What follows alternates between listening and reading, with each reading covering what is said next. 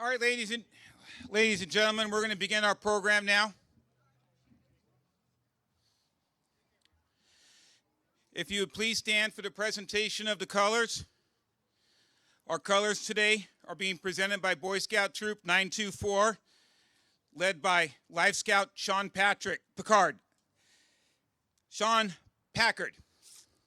Sean is a Life Scout and will be attending Camp Lejeune, North Carolina this summer for an engineering and construction camp sponsored by the Society of American Military Engineers in Annapolis, Maryland for the United States Naval Academy session. Please welcome Life Scout Sean Packard and Boy Scout Troop 924.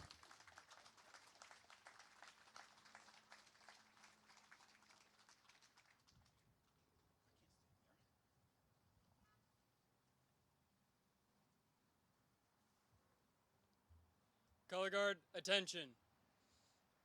Color Guard, advance.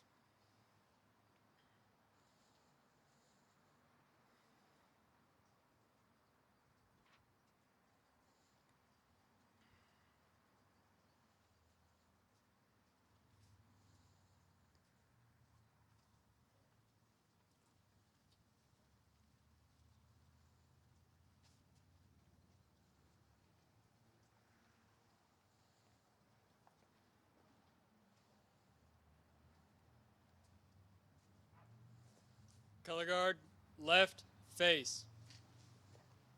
Color Guard, present the colors.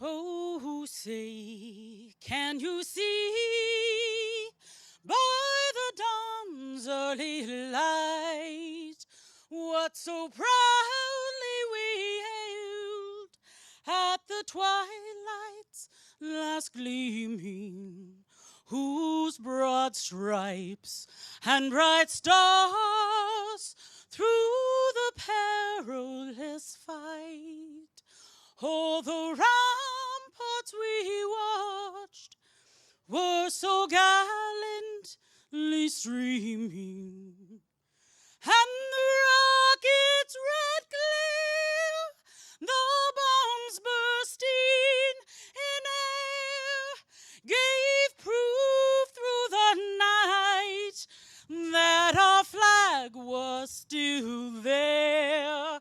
Oh, say does that star-spangled banner yet wave o'er the land of the free and the home of the brave.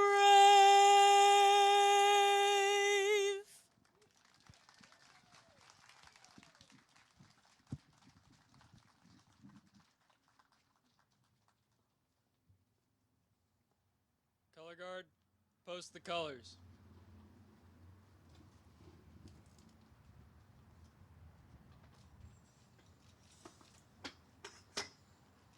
Color Guard, salute. 2.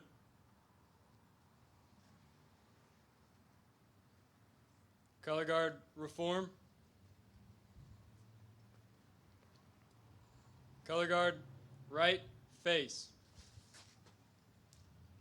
Color Guard, dismissed.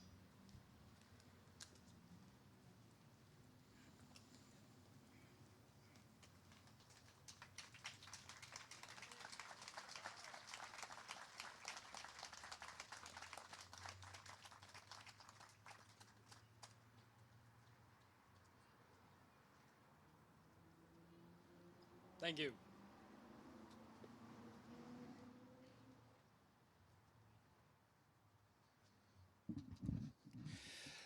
Thank you, Troop 924. Excellent job.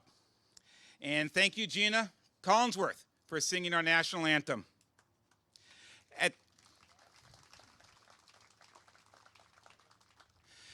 At this point in time, I'd like to invite Clay Felicitas up to give our invocation.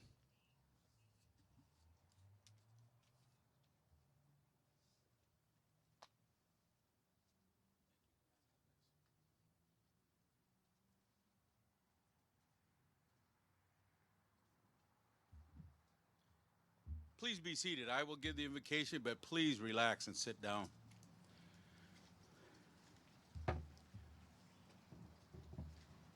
I got to, first of all, laugh. My brother Mike says, Clay, you're time limited. I understand. As a pastor, a chaplain, I have about 15 minutes worth of prayer, but I'm not going to do that. This morning, I'd like to thank the Lord for this day. I thank you for every person that has come out today. Our post that is sponsoring this today, the American Legion today, our mayor and all the staff that came out today. I thank you. I thank you, Lord, for this day. What a beautiful day you gave us today, Lord. On this Memorial Day, Lord, we remember the lives that shed blood for this particular day. We remember them, Lord, in our prayers. I remember today, Lord, all of our veterans that are sitting here today that are thinking, why, Lord, did I get to come home? Because the Lord has something else for you to do and continue to do. But in this time, I pray, Lord, that you begin to bless all of my brothers and sisters who are present today. Through all that we've been through this pandemic and all the people who have lost their lives and our first responders that responded to the situation at the time.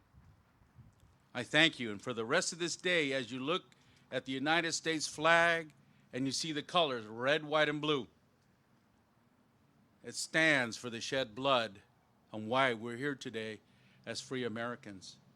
And I pray today that we as families begin to mend and heal each other in prayer. Keep our posted prayer. Some of us are getting younger and younger day by day. Continue to watch over us, Lord. It will give you all the honor and glory, and bless all those that are participating today who will be speaking, especially our commanders and keynote speakers today. And we ask this in Jesus' name, and they all said, amen. Oh, sorry, Mike. That's okay, I'll bend over.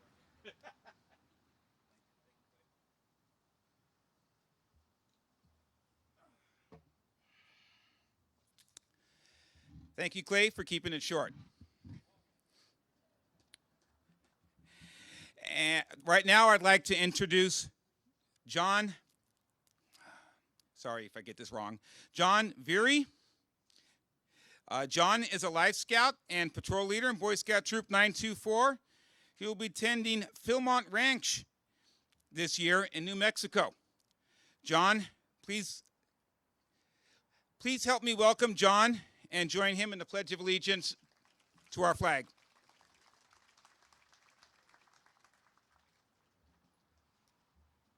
Please join me in the Pledge of Allegiance. I pledge allegiance to the flag, to the United States of America, and to the republic for which it stands, one nation, under God, indivisible, with liberty and justice for all. Thank you.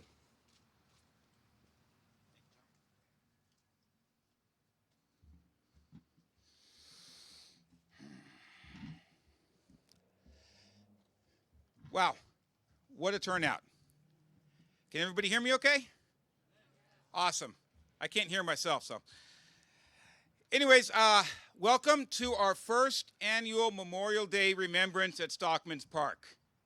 It's great to see this turnout. It is so much larger than I imagined it would be today. For those of you that don't know me, I'm Mike Gilmore. I am the current commander of Livermore Valley Post 7265.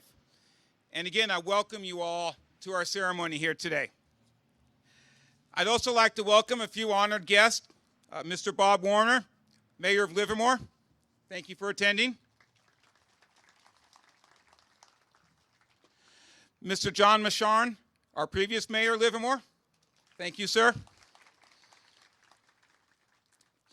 I'd also like to welcome Colonel Fred Rutledge of the California State Military Museum Command.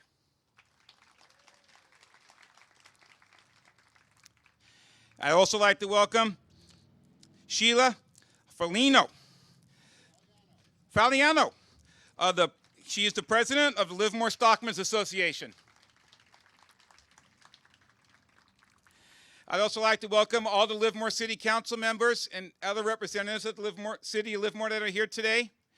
And a big thank you to Livermore Police Department and Livermore Pleasanton Fire Department for showing up and supporting us today. Thank you guys very much.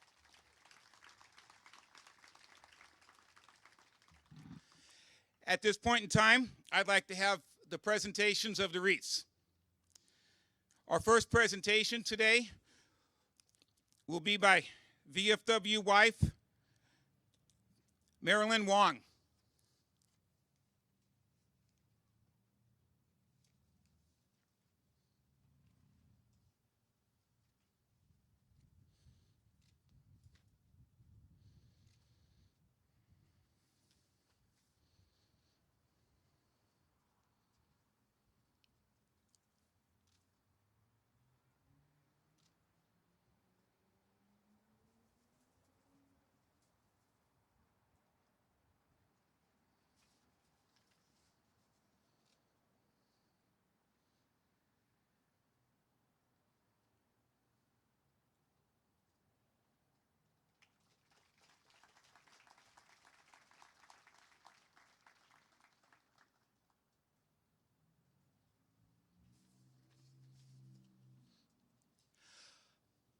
Our second wreath presentation will be by American Legion wife Janet Bowerly.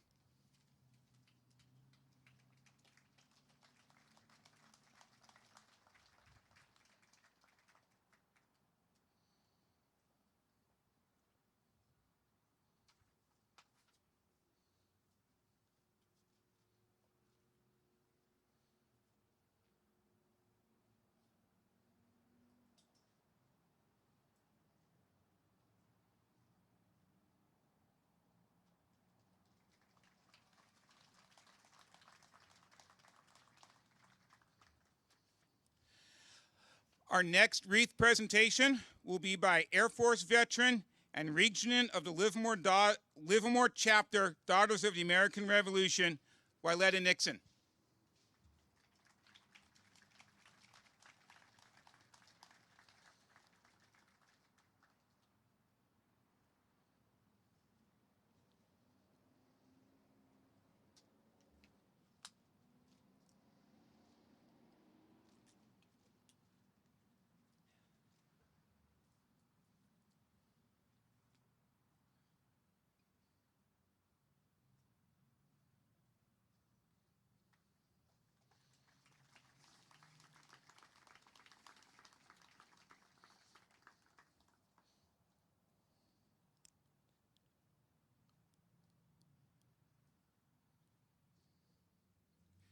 Our next wreath presentation will be by Blue Star mom, Marilyn Steichen.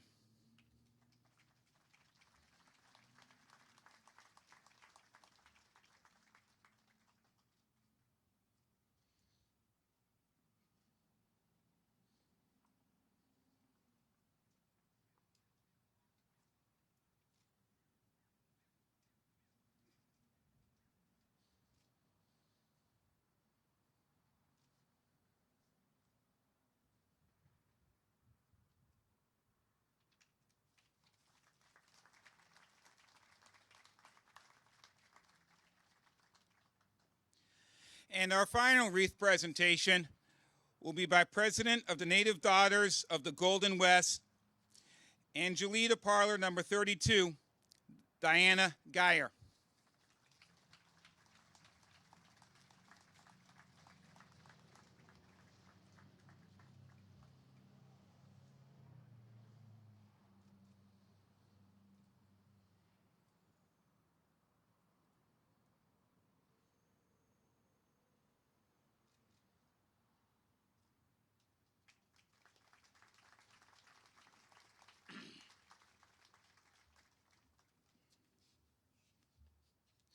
I'd now like to invite VFW Post 7265 Chaplain Mike Reel up to give a reading on the meaning of General Order number 11.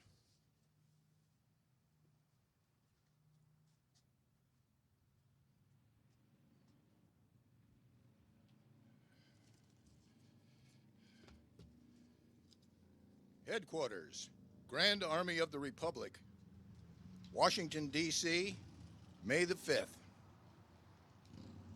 The 30th day of May, 1868, is designated for the purpose of strewing with flowers or otherwise decorating the graves of comrades who died in defense of their country during the late rebellion, and whose bodies now lie in almost every city, village, and hamlet churchyard in the land.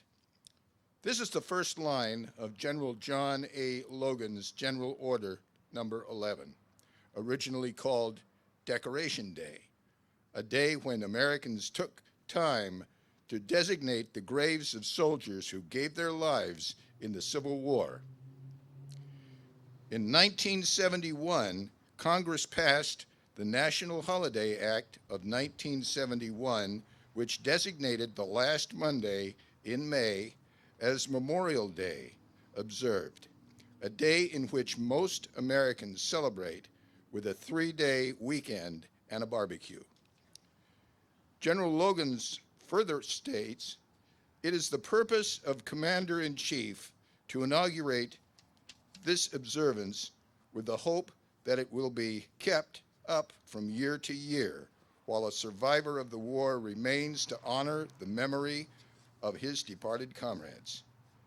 General Logan was instrumental in the founding of the Grand Army of the Republic, a veterans group comprised of former Union Army soldiers. The last line of Order number 11 reads, "Department commanders will use every effort to make this order effective. Here today, we, veterans of foreign wars, continue this tradition, honoring all American soldiers, sailors, and airmen and airwomen who gave their lives in defense of our nation."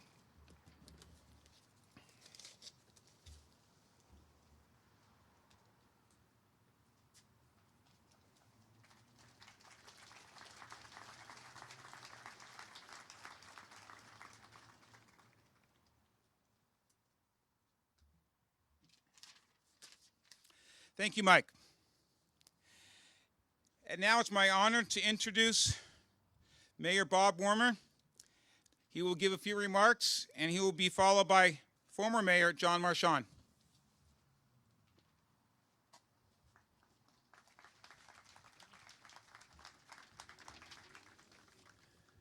Thank you all. I would like to thank Mike Gilmore of VFW Post 7265 for inviting me to participate in today's ceremonies. It's a real honor to be here. I also want to acknowledge that this year is especially meaningful because it's the 75th anniversary of our local VFW Post. It's really hard to fathom that over 1 million people have died while serving our country. We really owe them a lot. Without their sacrifices and those of the people who served with them, we simply would not have the country and the freedoms we enjoy today.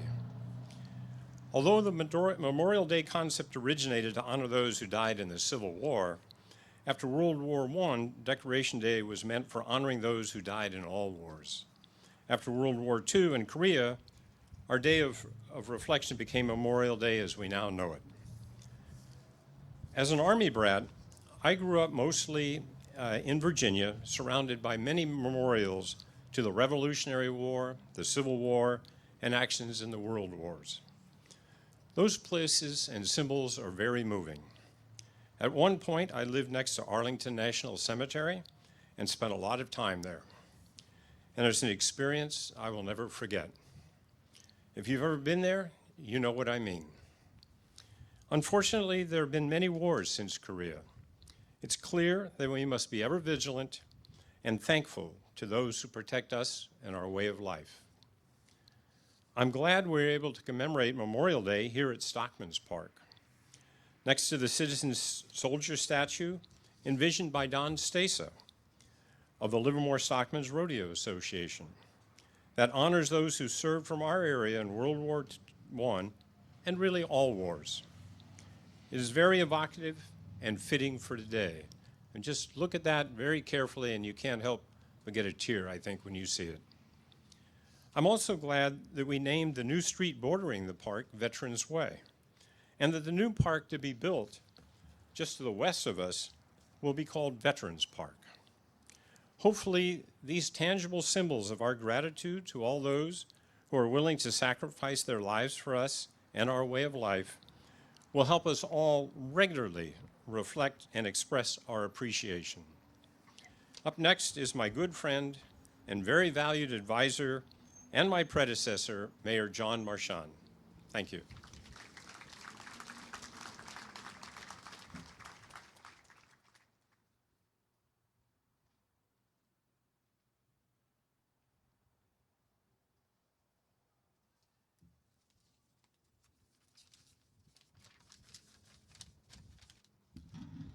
Well, thank you, Captain Werner and Mayor Werner. Post Commander Gilmore, thank you as well for the honor and privilege of speaking to you here today. Livermore was founded and named for veterans of armed conflict. And it is with great pride that I can tell you that Monday night, as the mayor said, the Livermore City Council approved what will become Veterans Park right over there. Last year, we dedicated this Stockman's Park. Oh, thank you.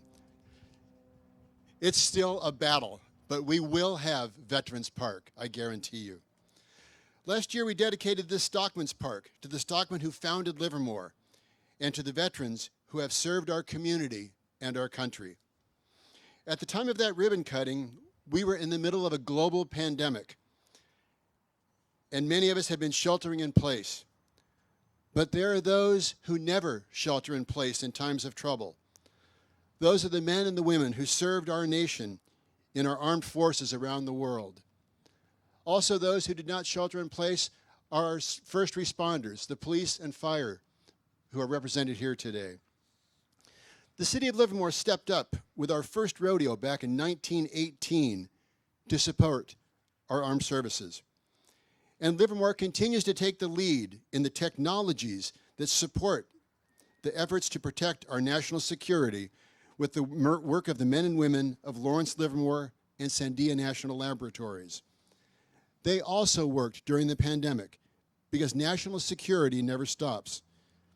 The price of liberty is eternal vigilance. The other day I heard someone say, "Happy Memorial Day." And I was struck how curious that sounded. Happy Memorial Day. That is because Memorial Day has become the unofficial start of summer, a day to celebrate retail sales, the beginning of grilling season, and the running of the Indianapolis 500. But those of us here today know what Memorial Day is. It is a day of reflection as we contemplate the sacrifices made by those men and women of our armed forces and remember those who died in service to this country. We also acknowledge the sacrifices that have been made by those families. Memorial Day has become a lot of things, but today we remember what it is. That is why we are here, and we recognize it today. Thank you all.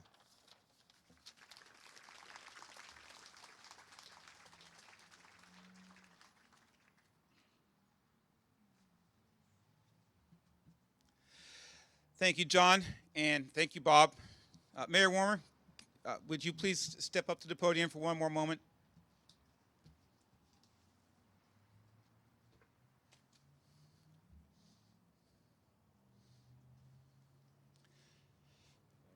Sir, on behalf of Livermore Valley Post 7265, I'd like to present you with our 75th anniversary coin. Wow, thank you very much. Thank you. Appreciate it. I'll treasure this. Thank you for Thank you.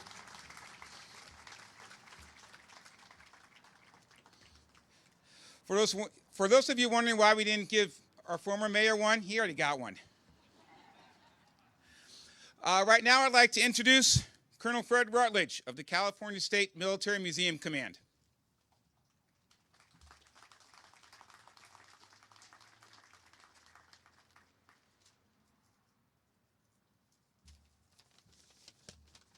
Good day, everyone, and thank you, Commander Gilmore.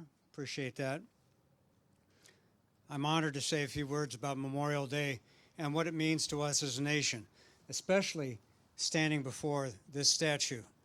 Most of the veterans that are in the audience here were probably citizen soldiers, just like this World War I soldier who headed off to France.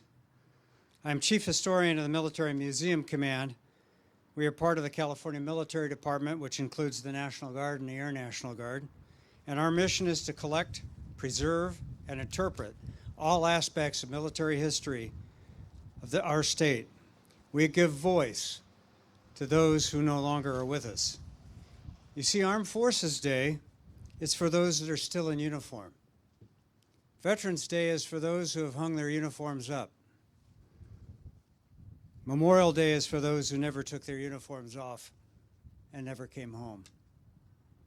What is a memorial? It is something structured to remind us or remember an event or people.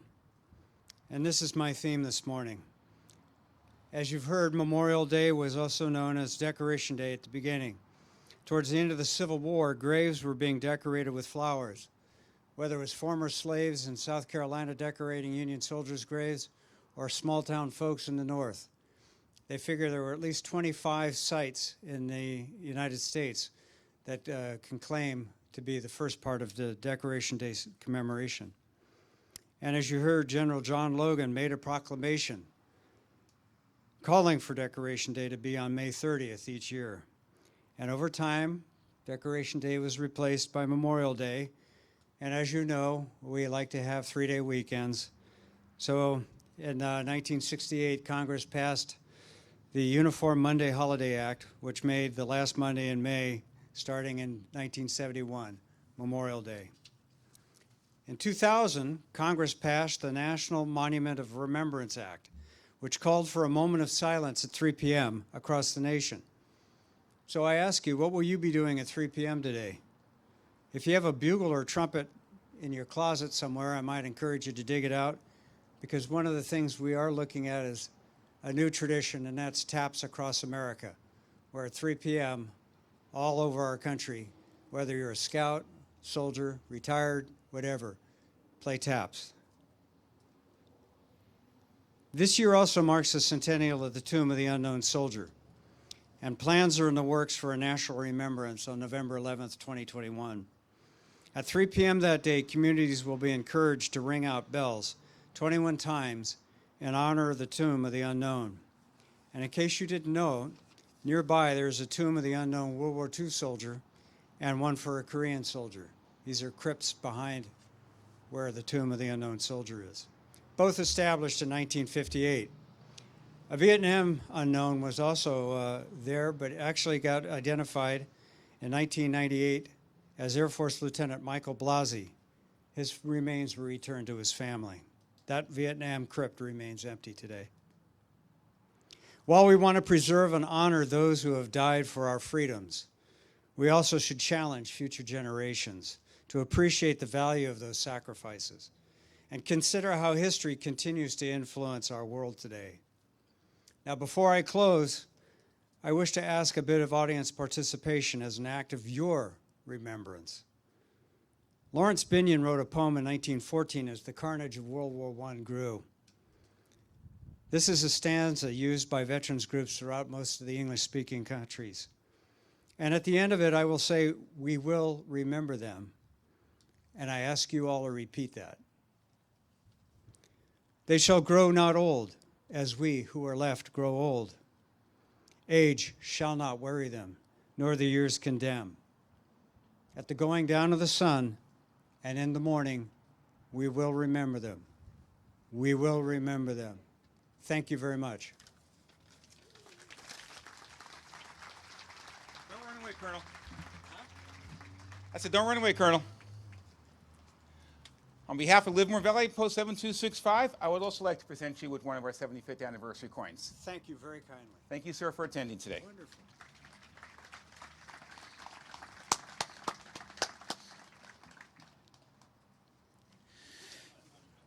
And now I would like to introduce President of the Livermore Stockmen's Rodeo Association, Sheila Faliano.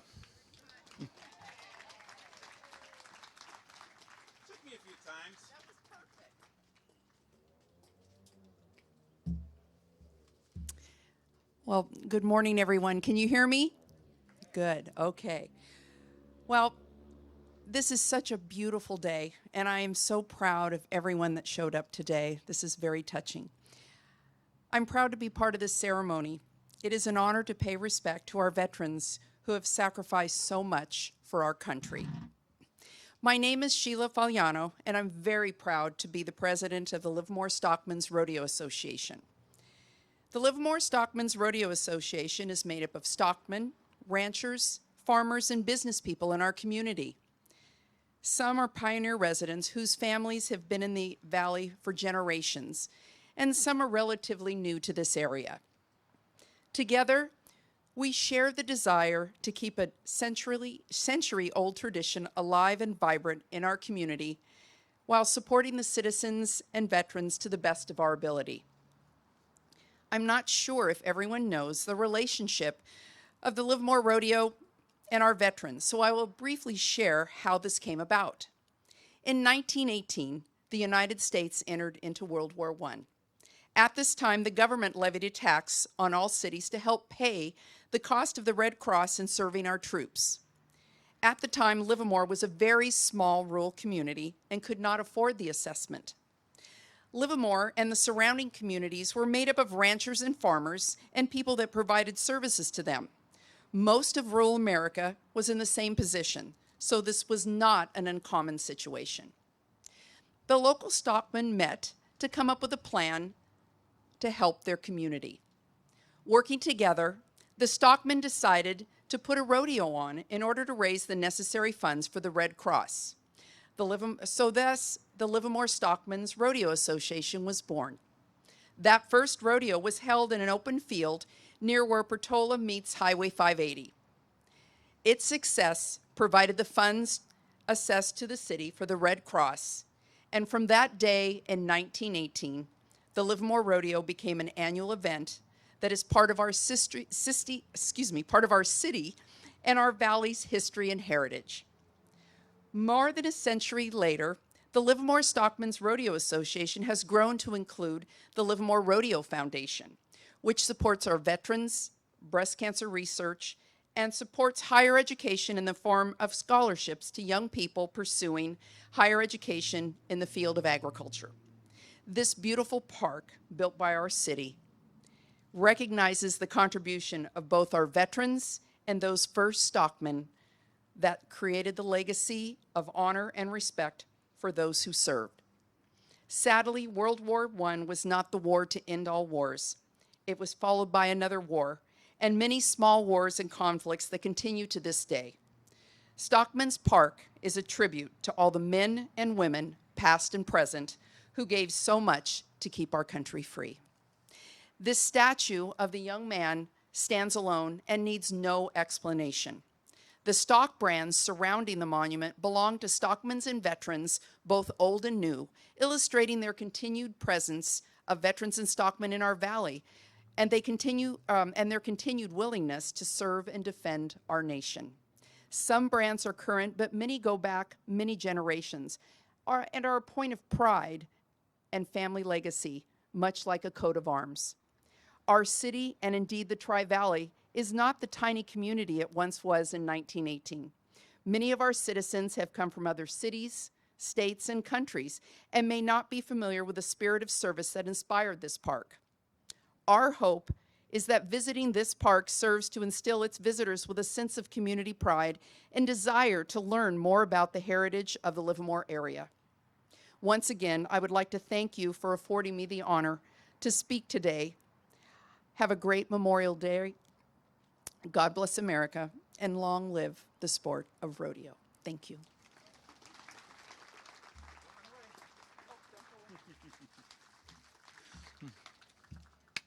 Sheila, on behalf of Livermore Valley Post 7265, I would like to present you with the 75th anniversary coin of our post. Thank you. Does mine have chocolate?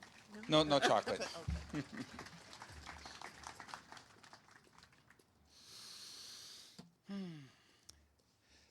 You know, every single speech that was given today, there's a little story that you can come out of every single one of those. Mayor Marchand mentioned the Indianapolis 500. I remember as a little child going to my uncle's house on Memorial Day weekend for barbecues. My uncle was a World War II veteran. They'd have a barbecue in the backyard, and whole family would be there, but inside the garage, they were watching the Indianapolis 500. At this point, coming up, there was one more thing I had to say, and I don't remember what it was, so it's okay.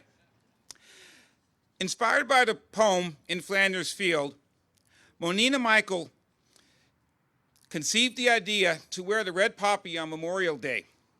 The VFW conducted its first Memorial Day poppy distribution in 1922.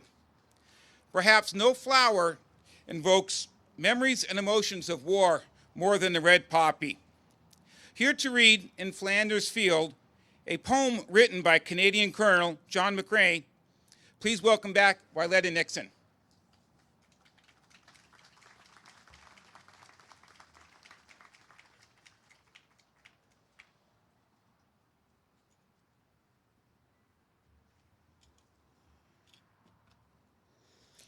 In Flanders Field, the poppies grow between the crosses, row on row, that mark our place.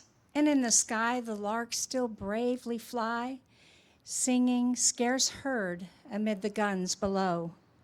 We are the dead. Short days ago, we lived, felt dawn, saw sunset glow. We loved and were loved, and now we lie in Flanders Field. Take up our quarrel with the foe. To you from failing hands we flow the torch. Be yours to hold high. If you break faith with us who die, we shall not sleep, though poppies grow in Flanders Field.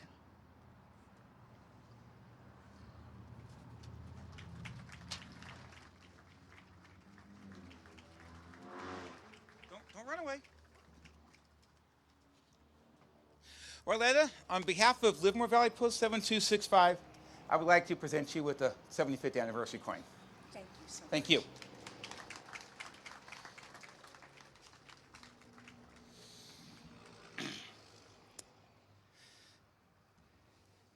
You may notice a few Jeeps, police vehicle over here in our Livermore Fire Department. They were so instrumental in bringing out some vehicles for put on display for you guys to enjoy and take a look at. Before you leave, make sure you take a look at them. Take a look at some of the work. I built one myself. If you'll notice, hanging on my windshield are 3 dog tags. Those 3 dog tags represent the 3 soldiers that I lost overseas when I served in Iraq in 2004. Here, I'd like to welcome back Gina Collinsworth to sing God Bless America. One more time.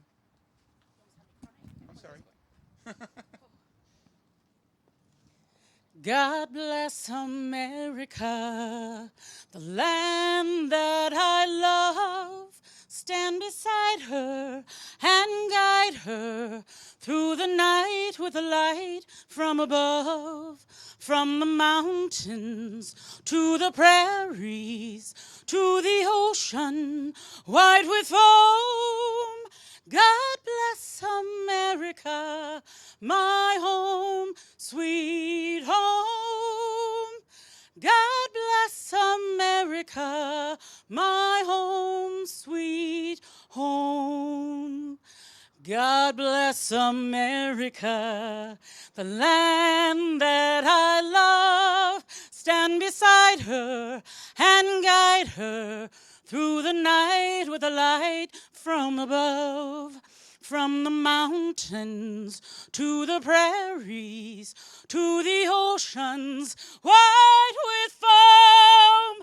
God bless America, my home, sweet home. God bless America, my home, sweet home.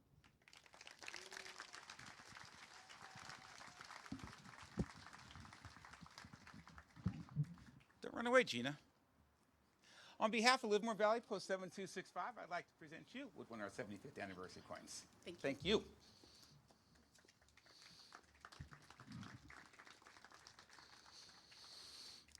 Next, I'd like to introduce our Post 7265 Honor Guard under the command of Bob Rochine. They will render a 21-gun salute, which will be followed by taps, played by Boy Scout buglers Andrew Tanzer of Troop 931 and Harrison White of Troop 924. While we give a 21-gun salute to honor all fallen comrades that we've lost in all wars, this year I'd like to also honor our 3 post members of Livermore Post 7265 that we lost this last year. This last year, we lost past post commander Ray Devaney, who served with U.S. Army 76th Infantry Division, World War II, Western Europe. We also lost past post commander John Carshenson, United States Air Force, Korean War. And we also lost Gerald Subaran, United States Army Special Forces, Vietnam. Here to honor all of them is Post 7265 Honor Guard with the 21-gun salute.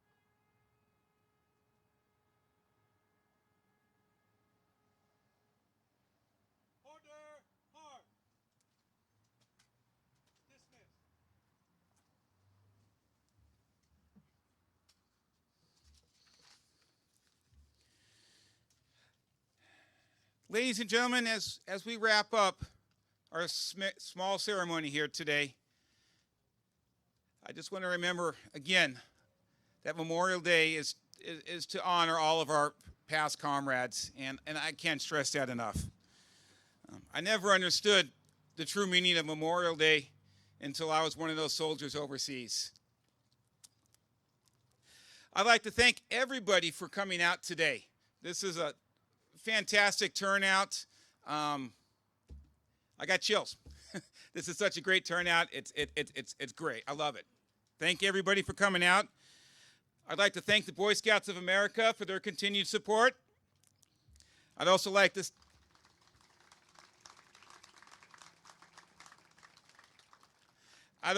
thank the Blue Star moms for coming out today.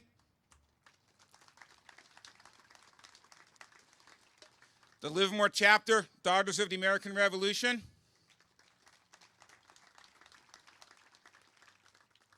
The Native Daughters of the Golden West, Angelita Parlor, Post 32.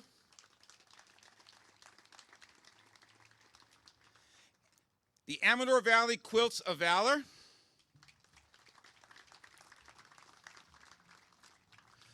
a big thank you to all of our guest speakers,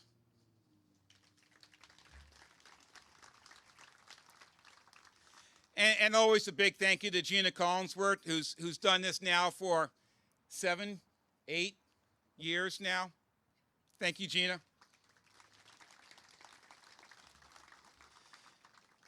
Thank you to Amos Productions for coming out and supporting us today. You guys, this event's being live streamed, and it'll also be available for a preview later on the city website and also the Facebook page of the city and the VFW. So if you missed anything today, it'll be on social media. And finally, a big thank you to the city of Livermore. Their help this year was instrumental in everything that we did.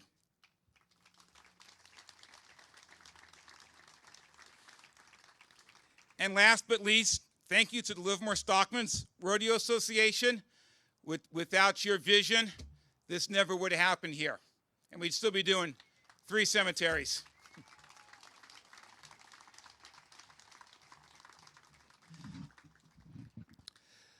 This actually concludes our memorial service from Livermore Valley Post 7265.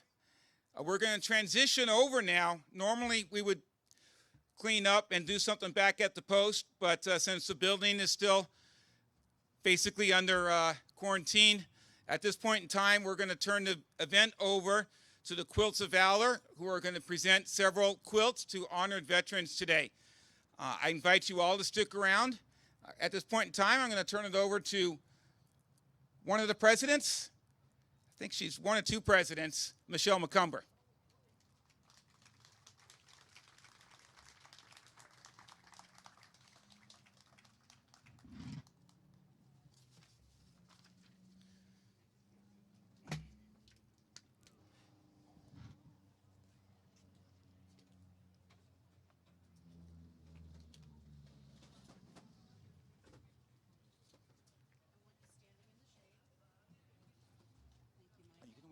Or are you just going to pass them out? I'm going to have them come up. Okay. Hey, it's all your show. Thank you, dear. Hello, everyone, and thank you so much for sticking around for the Amador Valley Quilts of Valor presentation. Quilts of Valor Foundation began with Catherine Roberts' dream. The message of her dream was quilts equal healing. The Quilts of Valor Foundation began in 2003, and from the beginning, Catherine Roberts had definite ideas about the standards of excellence for Quilts of Valor. The Quilts of Valor would be awarded, not just passed out like magazines or videos. The mission of Quilts of Valor Foundation is to cover service members and veterans touched by war with comforting and healing Quilts of Valor. Quilts of Valor Foundation comprises of 10,000 volunteer members and tens of thousands of supporters. Our mission is to reach out to those touched by war, and we have wrapped over 250,000 service members and veterans in comfort and healing. Locally in our Tri-Valley area, our Amador Valley Quilt Guild has made and presented over 700 Quilts of Valor to our very deserving veterans.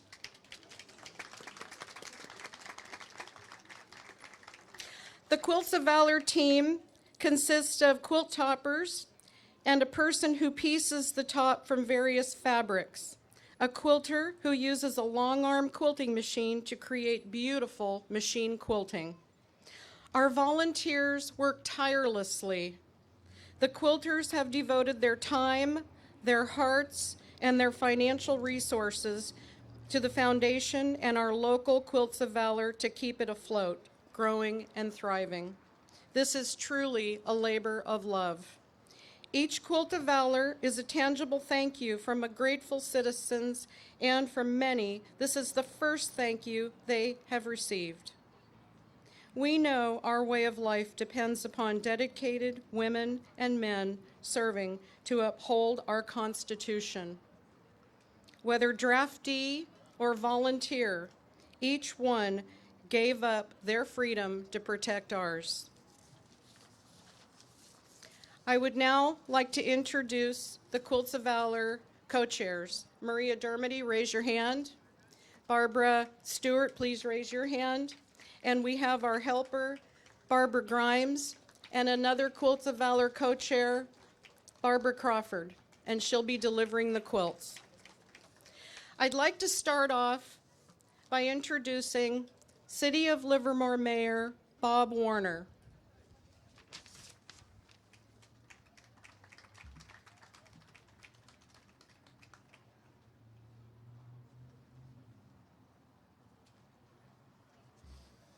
Well, thank you again, and I'm very happy to be able to participate in this part of the ceremonies of giving out these quilts. They have a lot of meaning, and I hope everyone reflects on that. So thank you. Would you like help passing out your, when it's time? Barbara will help you too. Thank you, Mr. Mayor. Next, I would like to introduce Air Force veteran and regent of the Josefa Higuera Livermore chapter of the Daughters of the American Revolution, Wyletta Nixon. Shall I read Your certificate, but not the names. Okay. I'm so happy to be able to present these certificates today, and this is what they will say. The Josefa Higuera Livermore chapter of the National Society of the American Revolution Certificate of Appreciation and Gratitude presented to my veterans. And thank you for your service in the United States of America. I'll be thankful and grateful to be able to give these certificates.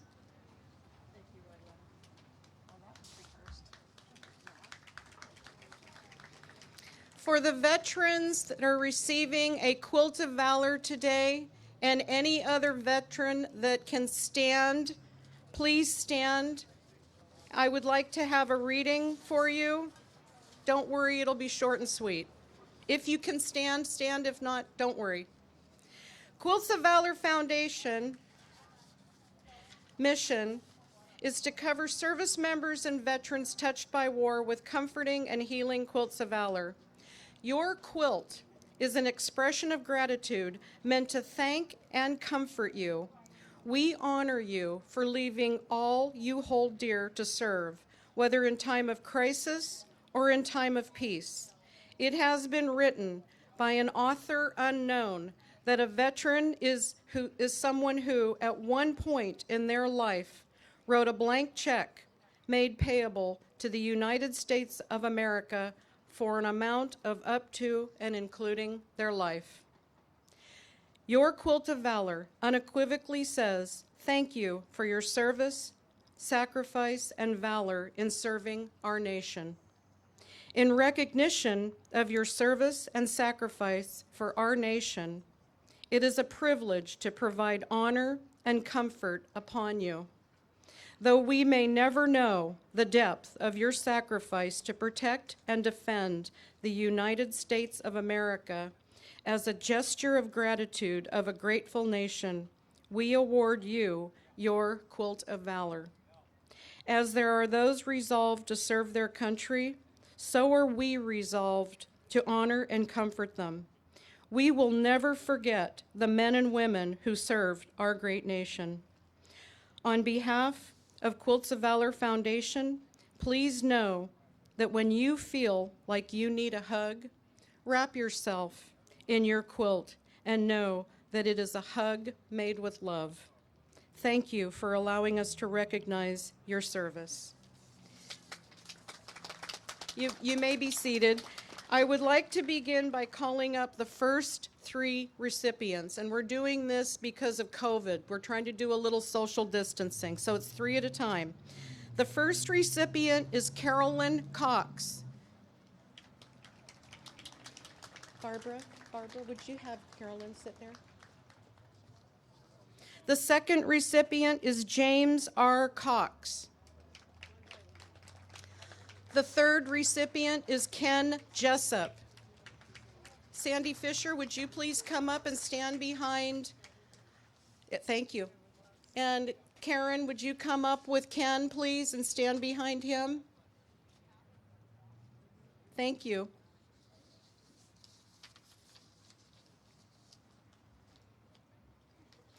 Okay.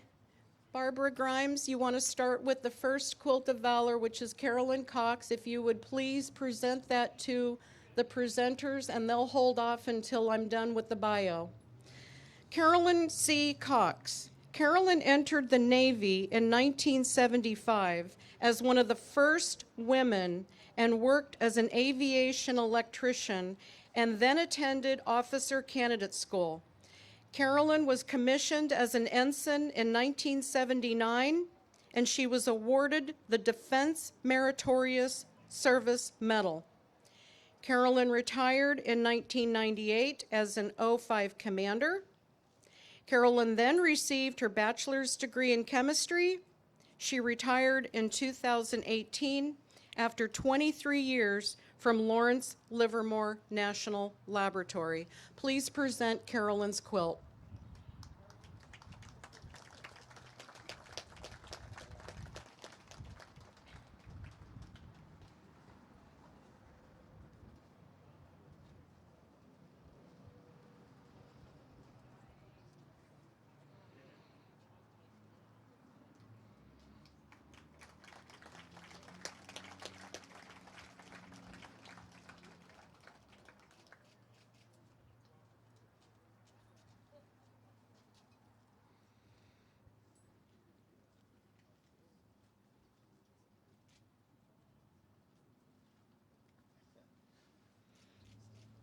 Thank you.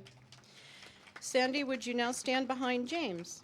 And Sandy Fisher is one of our fellow quilters, member of Quilts of Valor, and she's also a dear friend of the Cox family. James entered the Navy in 1979 and was commissioned from Officer Candidate School in November 1979. James was in the communication office on the USS Bigelow and helped decommission USS Bigelow in 1981.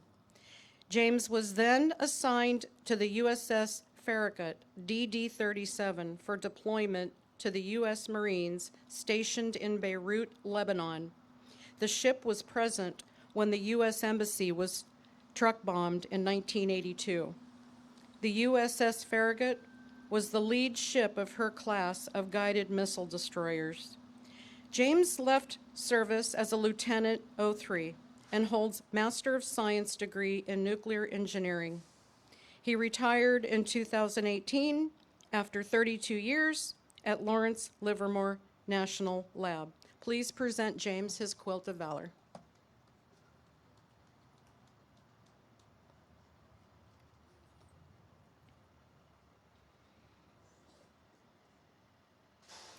Both of these quilts were made by Sandy Fisher, who stands before us.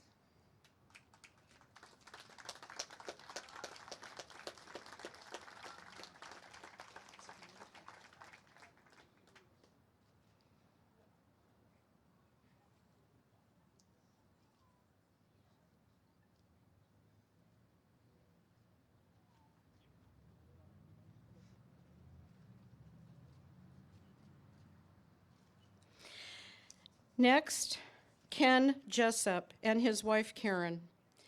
I'm sorry, not Karen. You didn't serve in the military. Ken served in the Army during the Vietnam era from 1972 to 1975. He was a mobile generator operator on an air defense base in Germany, Delta Battery 3rd of the 71st Air Defense, located at a missile base near Stuttgart, Germany. Please present Ken Jessup his Quilt of Valor.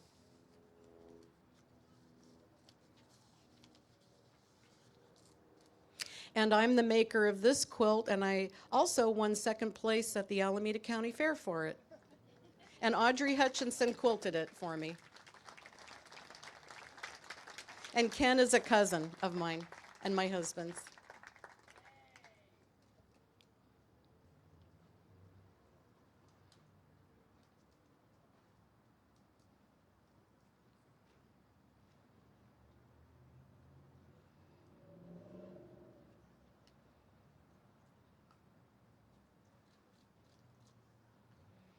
Thank you very much, ladies and gentlemen.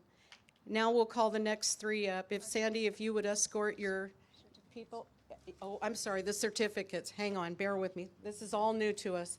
So the first certificate award will come from Mayor Warner from the city of Livermore, Carolyn Cox.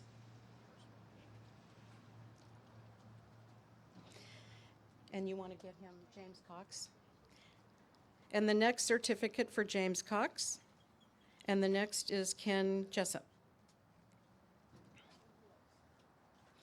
And then the next we have Wyletta giving you a certificate from Daughters of American Revolution.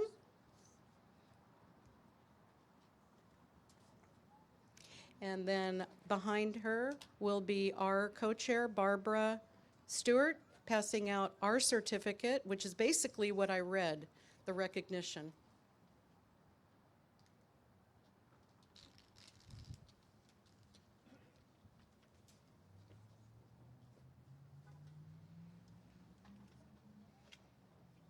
Okay, you guys can return to your seats and we'll call up the next three.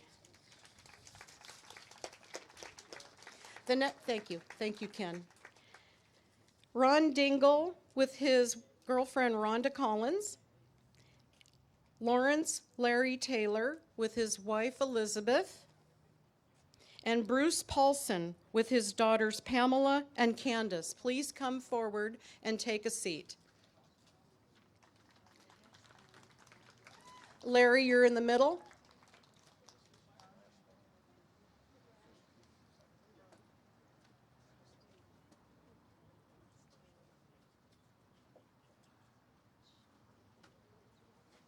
Who was the first one? The first one is Ron Dingle, and then Larry Taylor and Bruce Paulson.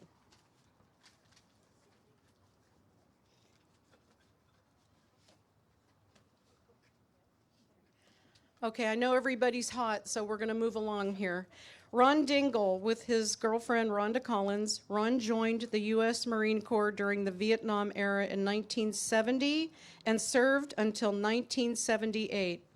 Ron was stationed in Alameda, California, and was an aircraft mechanic on A4Fs in Squadron VMA 133. Ron left the U.S. Marine Corps with a rank of E6. Please present Ron Dingle his Quilt of Valor.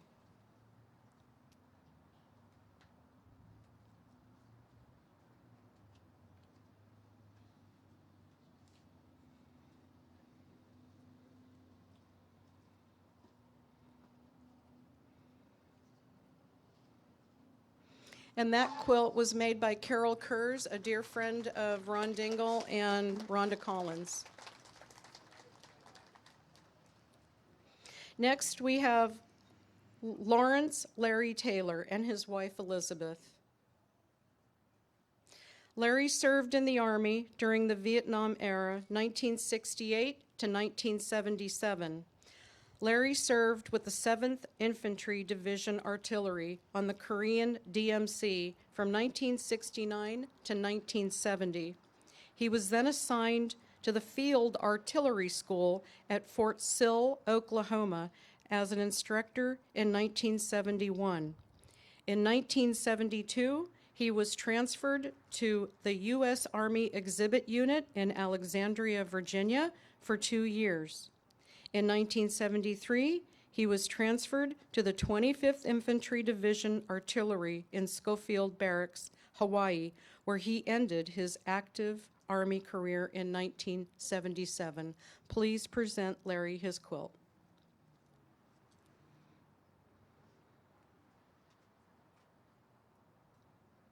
And this quilt was made for Larry by his wife, Elizabeth Taylor, and it is a stunner.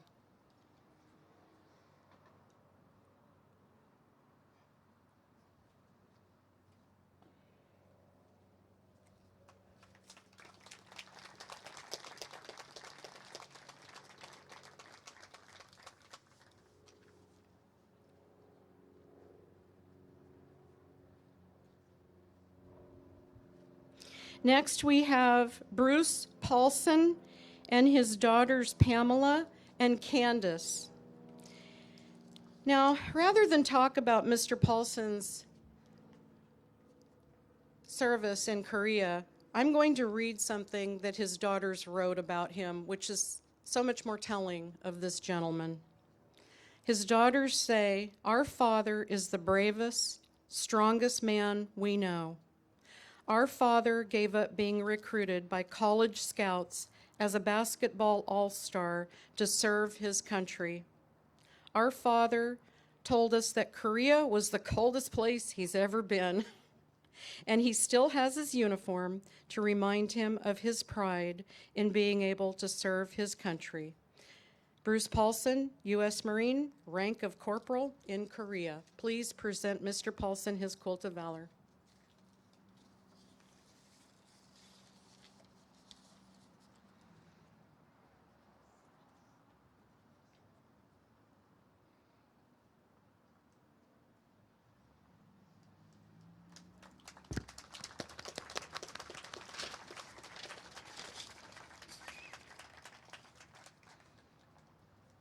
Now we'll present the certificates, and Mr. Mayor, you get to go first, and it's Ron Dingle, right here.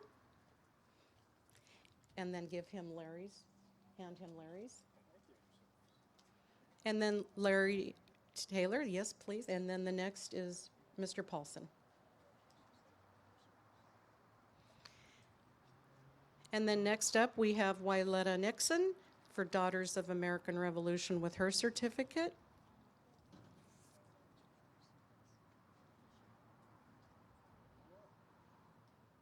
Okay, and then we have Barbara Crawford coming up behind Wyletta with the Quilts of Valor certificates.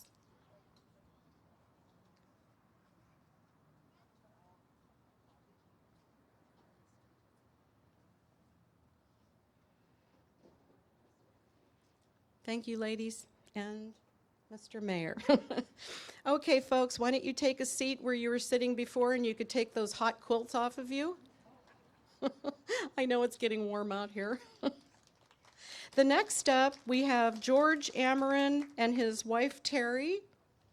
And George is a member of the Veterans of Foreign War Post, as well as Larry Taylor. The next after that is Nicholas Cruz with his girlfriend, Evelyn. And then after that is Gareth Hilborn with his wife, Carol. Please come up, folks.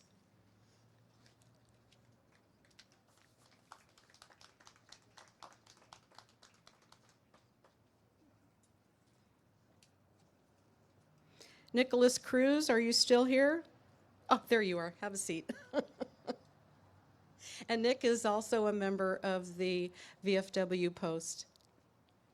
We'll start with George Amaron and his wife, Terry. George served in the Navy from 1966 to 1971 on the USS Tanner, AGS-15. First commissioned as an Artemis-class attack cargo ship, and then commissioned as a survey ship. And he was on it when it was a survey ship. They surveyed rivers, channels, and islands in the Micronesian islands and Vietnam. He served as the ship serviceman barber. Please present George Amaron his Quilt of Valor.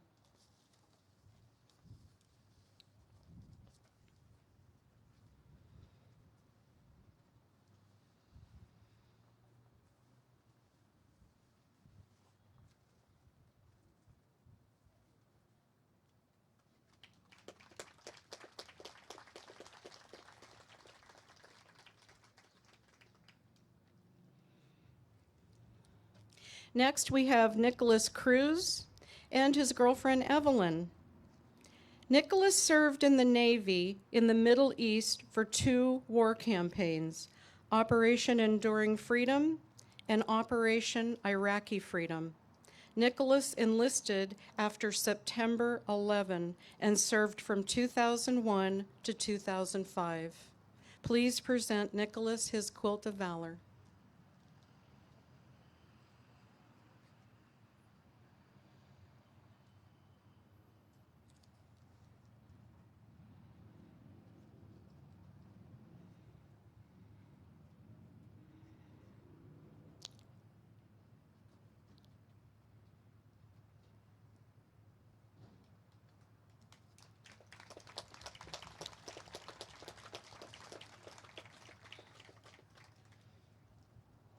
Thank you. Next, we have Gareth Hilborn and his wife, Carol. Gareth served in the Navy during Cold War from 1959 to 1963 as an E3. Gareth was on 3 Far East cruises and patrolled Cambodia and the Taiwan Straits. Gareth was hired as the first City of Pleasanton fireman permanent hire. Please present Gareth his Quilt of Valor.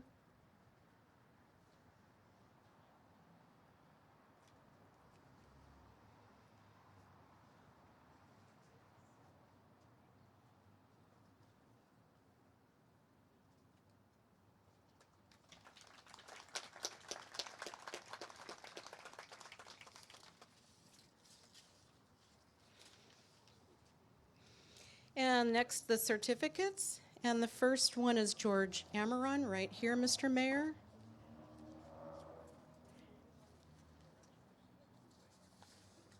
Then Nicholas Cruz. And then Gareth Hilborn.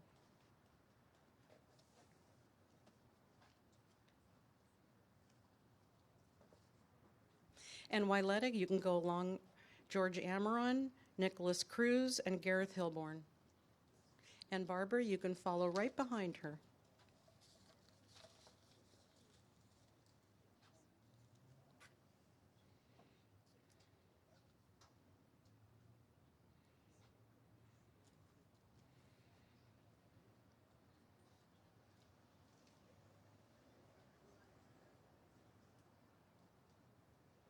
Thank you, gentlemen. You can return to your seats and we'll call up the final 2.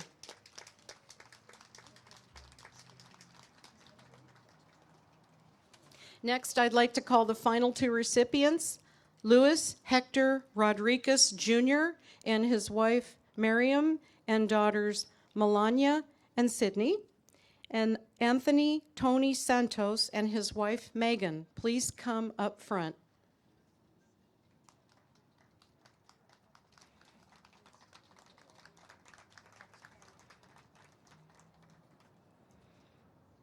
And Tony, right here in the center with your wife and everything. Yeah, right here. Okay, I'm going to start with Louis Hector Rodriguez. Hector served in the Navy from September 11, 2001 to July 26, 2006. Hector's rank was E5 MM2SS. Hector grew up in Richmond, California, and enlisted on 9/11/2001.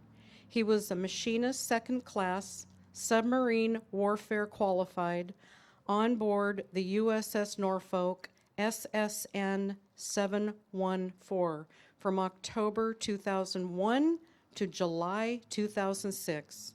He has done 2 6-month deployments throughout the Middle East and a deterrent patrol. Throughout his 5-year tenure in the Navy, he served in countless top secret missions vital to national security, Operation Enduring Freedom and Operation Iraqi Freedom. Please present Louis Hector Rodriguez Jr. his Quilt of Valor.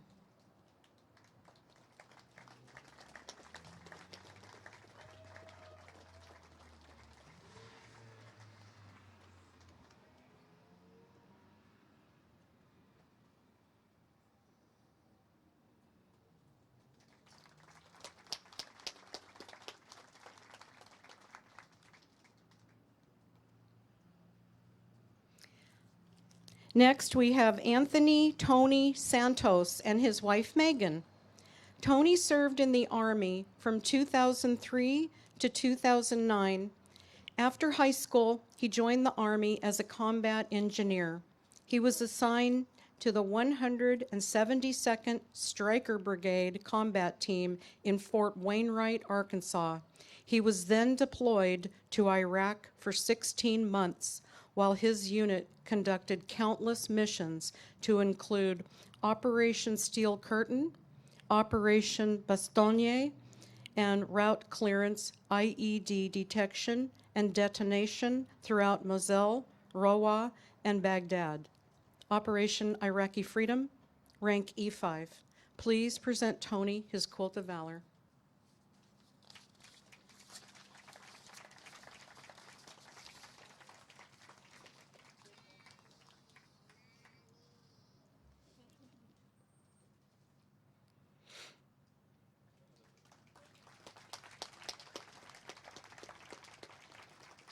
I met both of these gentlemen at Las Positas College, and they were hanging out together at another presentation, and I reeled them in.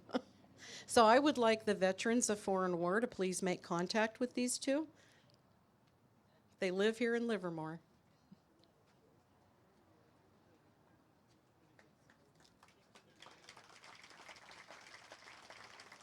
And next we have the certificate from Mayor, and this is for Lewis.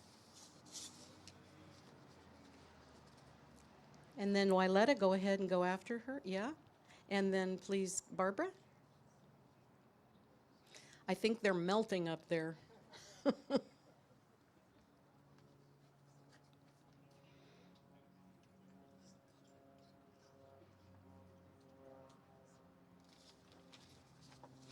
I'd like to take this opportunity to thank everyone for your participation in our Quilts of Valor event. Pictures may now be taken of veterans with their quilts and their family and friends and quilters. Please take a moment to visit our Livermore Community Service organizations at their booths, and also, why don't you stop by downtown Livermore and enjoy a beautiful lunch sitting outside. Thank you all.